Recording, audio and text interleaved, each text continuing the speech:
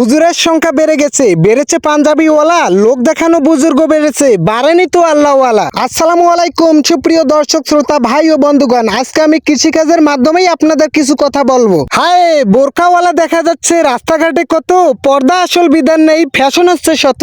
কি ভাই ঠিক বলছি তো? প্রোফাইলে দেখো হুজুরের নাই তো কোনো অভাব, অনেকেই মেয়েদের ইনবক্সে করবে আবার প্রেমেরও আলাপ।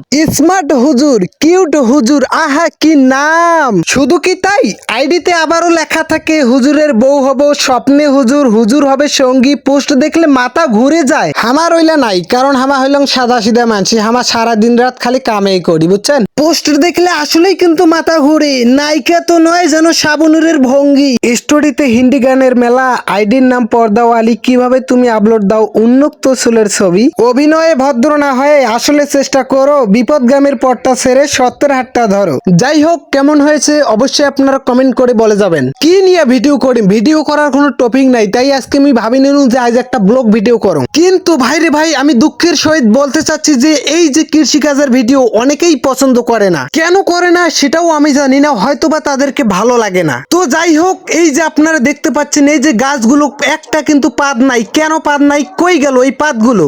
আপনারা সকলেই জানেন যে ঠান্ডা আসলে কিন্তু গাছের পাত কিন্তু বেশি একটা থাকে না, ঠিক আছে? তো এই যে গাছ আমাদের কতটা উপকারী এটা কি আপনারা জানেন? গাছ হয়তো জমির ক্ষতি করতে পারে, যেমন জমিতে চাষ করলে গাছ ক্ষতি করতে পারে, কিন্তু গাছের নিচে যখন আমরা এইভাবে বসে থাকি তখন কিন্তু প্রচুর ভালো লাগে। দেখা যাচ্ছে আকাশ থেকে প্রচুর তাপমাত্রা আসতেছে, সূর্যের যে রোদের যে তাপমাত্রা, এই রোদ আর এই তাপমাত্রা আর এই গরম থেকে কিন্তু আমরা বেঁচে থাকতে পারি এই গাছের কারণে, ঠিক বলছি না? তো যাই হোক, এই যে আপনারা দেখতে পাচ্ছেন, দেখতে দেখতে কিন্তু আলু লাগা সব শেষ। আর কিছুদিন পর কিন্তু আমরা আলু তুলবো। এই জমিটা কিন্তু বিশাল জমি, এক কথায় 3 বিঘা জমি। আর এই 3 বিঘা জমিতেই কিন্তু আলু লাগানো হয়েছে। আমাদের পুরো মাঠ, আমাদের পুরো দোলায় কিন্তু খালি আলু আর আলু। এবার কিন্তু ভুট্টাও কিন্তু খুবই কম। আলুর যে এবার কি হবে আল্লাহই ভালো জানে। তো যাই হোক, এই যে আপনারা দেখতে পাচ্ছেন এই জমিটা কিন্তু কালকে আমরা বান্ধি দিব। এই কারণে কিন্তু এই যে দেখতে পাচ্ছেন সার আজকে দিয়ে দিলাম অলরেডি। কিন্তু ভাইরে ভাই, এবার যে কি ব্যাপার আমি কিছুই বুঝতেছি না। আলুর যে এত উর্বরতা, এক কথায় সার পানি খায় না, মানে সার পানি দেওয়াই যাবে না, দিলেই কিন্তু আলুর অবস্থা একেবারেই খারাপ। এখন হয়তোবা আপনারা বলতে পারেন যে সার পানি ছাড়া কি আলু চাষ হয়? হয় না,